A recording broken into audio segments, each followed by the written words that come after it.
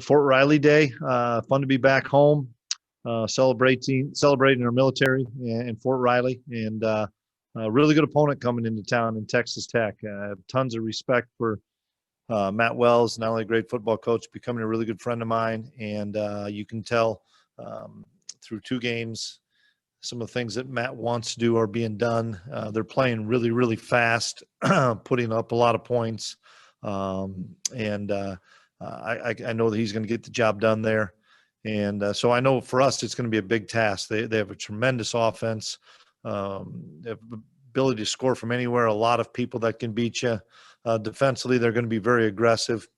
They have really good athletes. They have good size and speed. And so, we have our hands full this week, coming up with a great game plan on both sides of the ball, and being able to move on from last week quickly. We kind of put that to rest yesterday, had a good practice last night, and then we'll get back to our normal weekly grind this afternoon with a padded practice. So big week ahead for our guys. Get started with Scott Fritchen. Yeah, hey, Chris.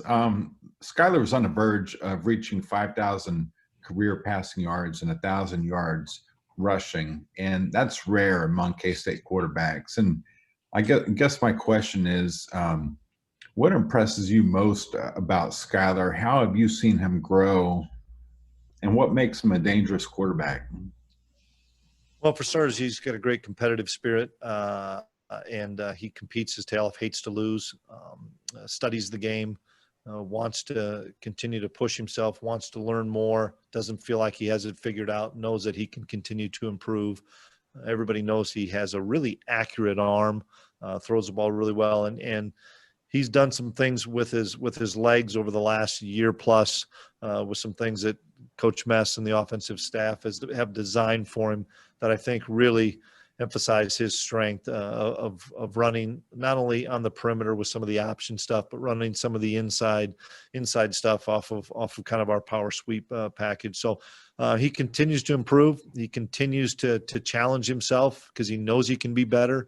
And so I didn't know where he was at on some of those milestones, but well earned. The other question, Joe Kleinerman's defense has already produced 4 interceptions. That's the most by a K-State team in a decade to start out the first 2 games of a season. What has pleased you most with the ability for K-State to get interceptions so far? Well, without question, on Saturday, it was the difference to be able to create the 4 takeaways. Plus, we stopped them once on a 4th down and had a block punt, so it's almost like 6 takeaways. We have to be able to do that. We have to be able to be an opportunistic defense when the ball's up in the air. We have to be able to, some of those tip balls and stuff, a lot of times those go incomplete. Find a way to catch those. Some of the overthrows, like the last one with J-Mac, you got to find a way to catch those. Plus, being able to strip the ball with a big hit like J-Mac had is big. But pleased with all the defensive staff. We really emphasize it during the week, and the kids are making some plays. Now, we have to continue to improve across the board on defense, but I liked how we progressed as that game went on. Thank you, Chris. Good luck. Yeah. Kellis? Chris, sorry to start off with this as usual, but just how many guys who were missing from the OU game would you anticipate might be available this week? Not many, maybe 2, maybe 1 or 2, because they caught on the back end of it. So I'm guessing 1 or 2. I didn't get that fully yet from Mindy and Matt.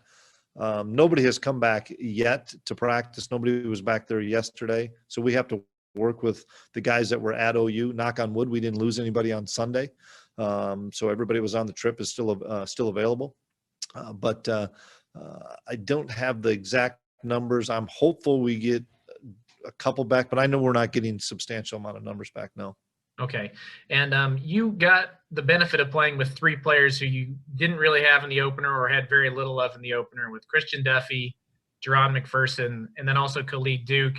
Can you help me out and just break down what you liked about what those guys gave you on Saturday?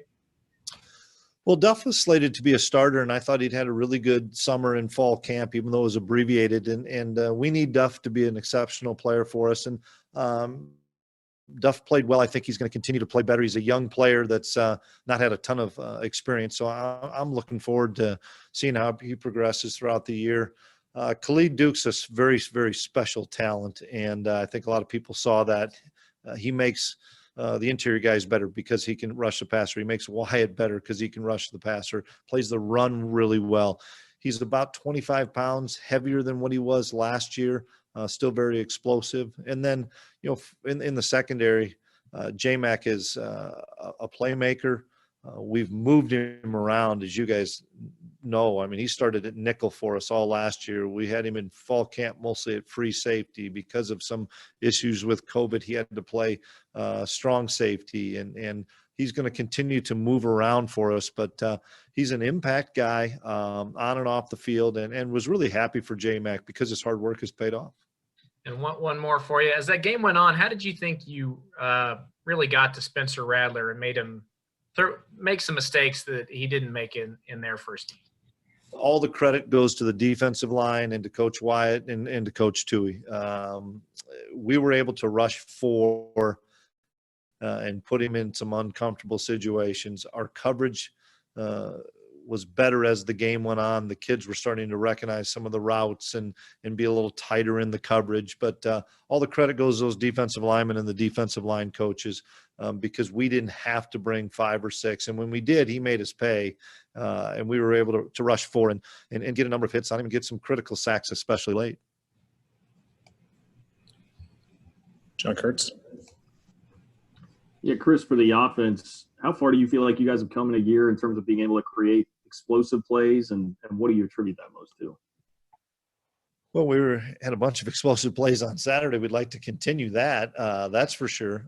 We needed the explosive play on Saturday because we were struggling to sustain drives against a very fast and aggressive Oklahoma defense. So we have a number of playmakers, which is exciting for Coach Mess and the offensive staff to be able to get the ball in a number of people's hands. And we know that we have to continue to bounce the ball around and get it to different people.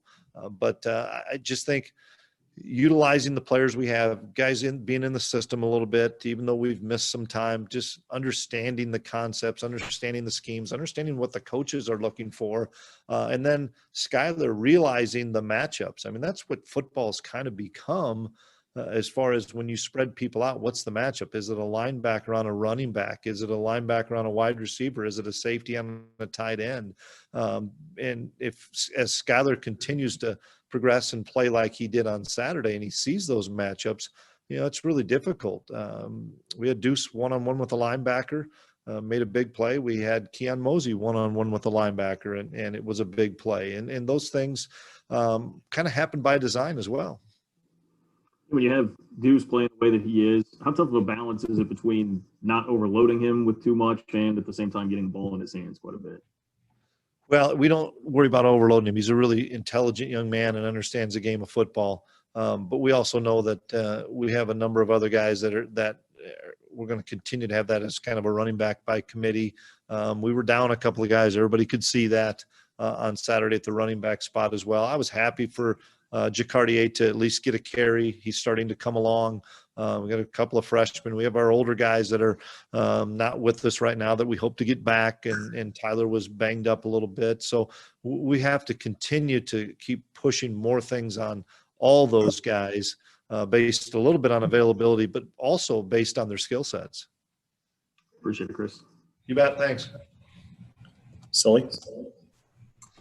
Hey, Coach, just kind of going back to Skylar, he kind of seems to have this ability when the biggest moments arise, he plays his best, sort of that X factor. Is that something that you saw early on in your tenure at K-State where you just kind of realized that he kind of could take it to that next level whenever he needs to?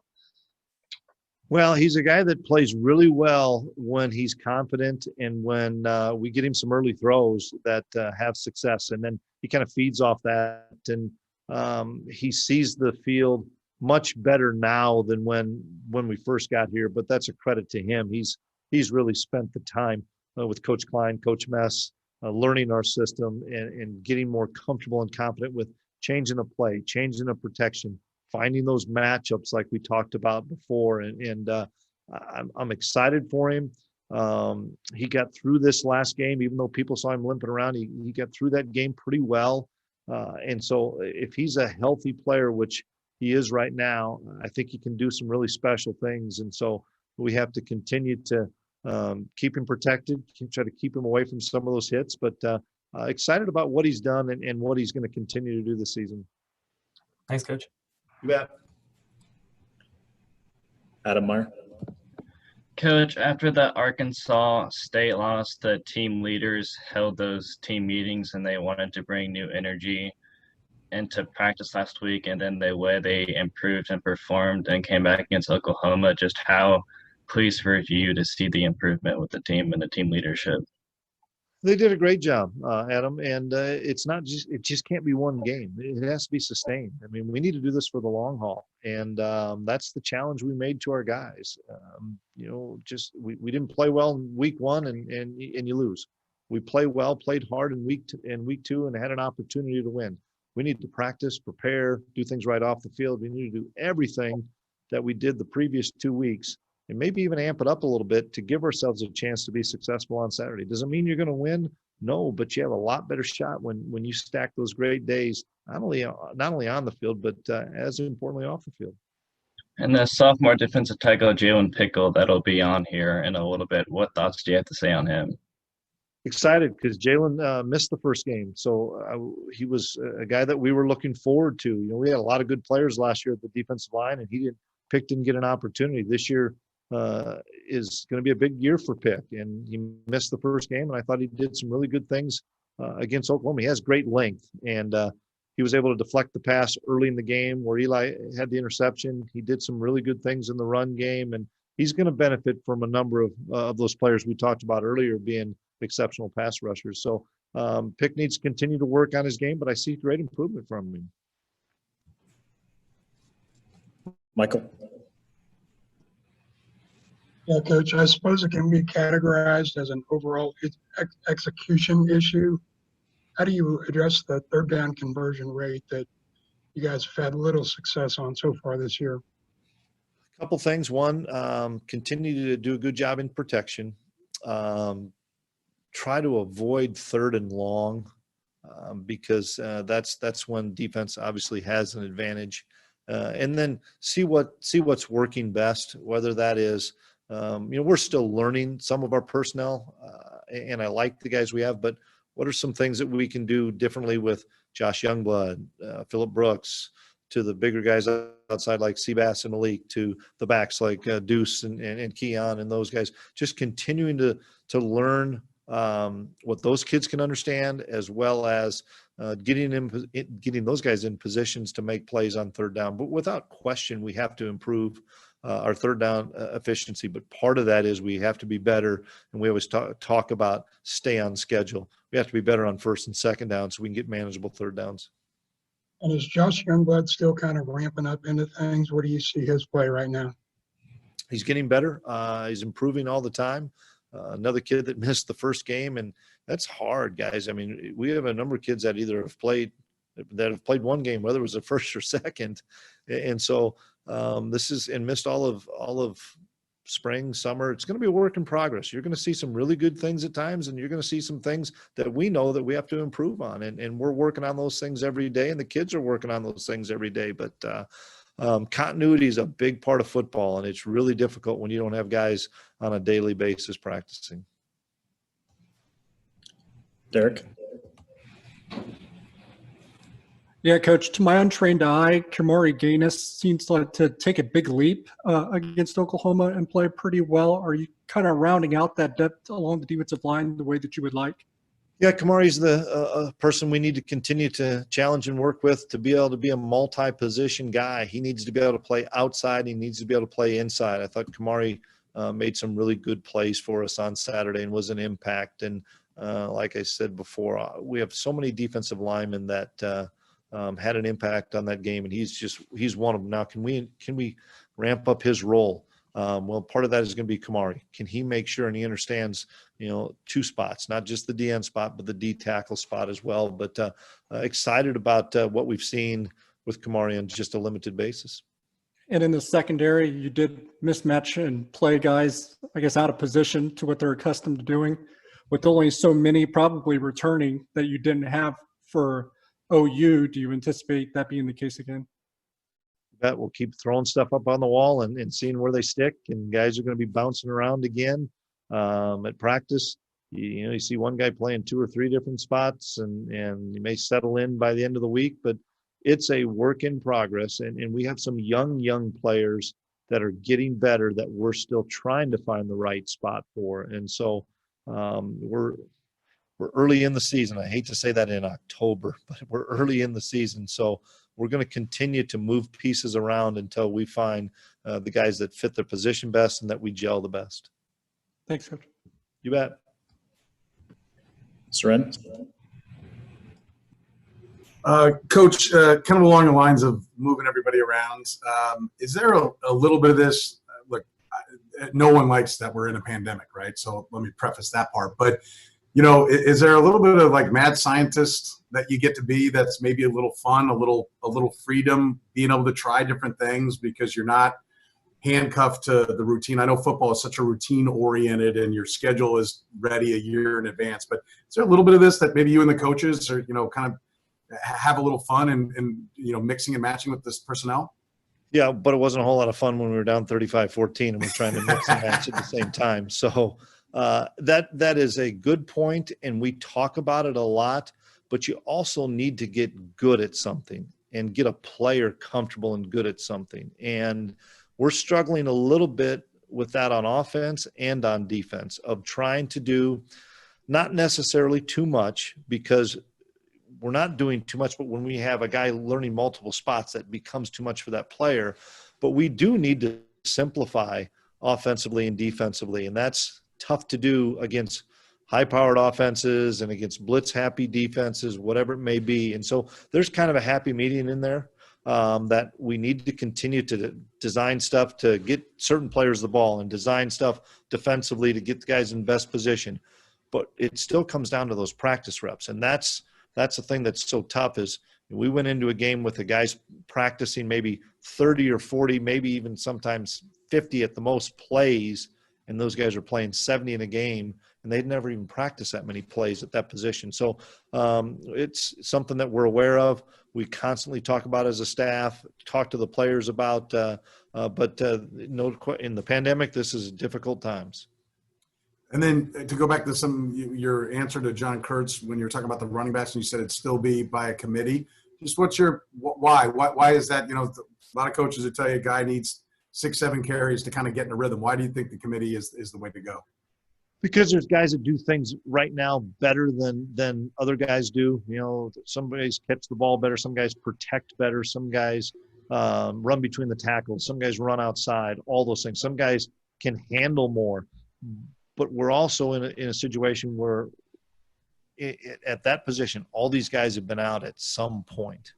And so let's throw the pandemic word out there again. Let's put all our eggs in one kid's basket. And all of a sudden that kid goes down on Wednesday or Friday.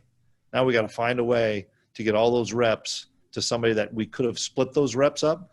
And really, Seren, that's at every position for us. We are trying to get the reps. Sorry, a truck drove by and I couldn't hear myself. Trying to get the reps evenly distributed so that when something does happen and a guy goes down, we can't say, oh boy, that kid's only had 10 snaps, now we got to play him 50. Not maybe a great answer, but that's kind of where we're at. No, it's a good one. Thank you, Coach. You bet. All right, let's do these last 3 real quick, starting with David Smale. Coach, I know it's tough to put a tough loss behind you and focus on the upcoming opponent. How tough is it to put a big win like Saturday behind you and focus on Texas Tech? We better put it behind us in a hurry, or we're going to not be ready on Saturday. And what you did today is great. It pales in comparison to what you can do the next day. And right now we have to move on. And I thought our guys did a nice job of that on Monday. But that's been kind of our mantra for the last year plus is, stack great days and don't worry about yesterday. Worry about today and let's win this dang day. And we're going to try to do that today. And it's a concern. But sometimes when you lose a game, you get beat twice because you worry about that one on Tuesday and you worry about that one on Wednesday. And our kids did not do that. They went to the focus of Oklahoma. Now Oklahoma's in the rearview mirror, and we have to focus on Texas Tech. And I'm confident in our leaders, with coaches and with players, that we'll have a good week of preparation to give us an opportunity. Appreciate it. Ryan Black.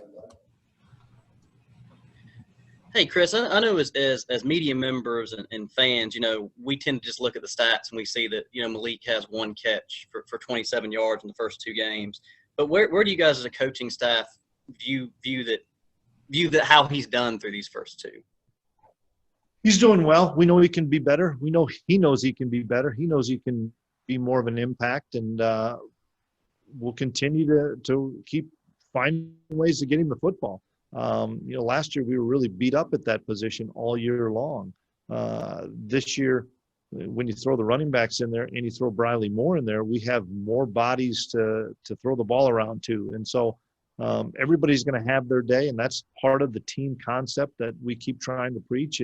It's not about me, it's about the team, and how can we help the team win. And if that means he catches one ball but has three great blocks and decoys two guys out so that Deuce can be one-on-one, that's what he's going to have to do for us to win. That's what Malik's okay with us doing. Everybody wants the football, but everybody also wants to win. And I'll tell you, the locker room's a lot more fun when you win, no matter who catches the football, as opposed to lose. And then, at the moment, you guys are leading the Big 12 in a couple of categories. I know you'd rather not, and that's penalties and penalty yards per game. I know in an ideal world, you would never commit any penalties, but what's like a reasonable expectation that you just tell the guys, hey guys, let's not have more than 3 or 5 per game? I mean, what do you do with that? We don't want to have any pre-snap penalties, and that's what we have to be cleaned up. That's the bottom line. A holding, a pass interference, some of those things, those are gonna happen. But the pre-snap penalties, without question, we have to improve on. Last one here, Arnie. Yeah, I just wanted to go back to my own. Okay. Yeah, just wanted to go back to the secondary. I think the two main guys you moved were AJ and J-Mac. Is that kind of by design? They're kind of the veteran guys? Yeah, put more on their plate. They've seen more football, probably can handle more of a game plan. Trying to find the best spots for the best guys that are available, and try to, for the younger players, limit some of the learning, limit some of the things that can go into a detailed game plan. And so those two kids have played the most football, and so those were two easy moves at that time. I don't know if we'll stay that way throughout the long haul. Obviously, everything depends on the availability of guys, but I thought both those two played exceptionally well for not playing the position other than on Saturday. A handful of times in practice, but in game situations since we've been here, those two guys played really, really well for not playing the position. Also, some teams, the safety positions are fairly similar than other. How big a difference is it with switching between the two safety spots for you guys? Not a big difference for J-Mac. You see the field differently from the strong to the free, but the guys that are really good in our system could play both safeties and the nickel spot. The really good corners could play both corners and the nickel spot. And the more we can have guys do that, and that's what we're trying to do right now in practice. We have young guys playing different spots all the time, trying to find the best spot for those guys so that they can help us and be an impact whenever their time is called.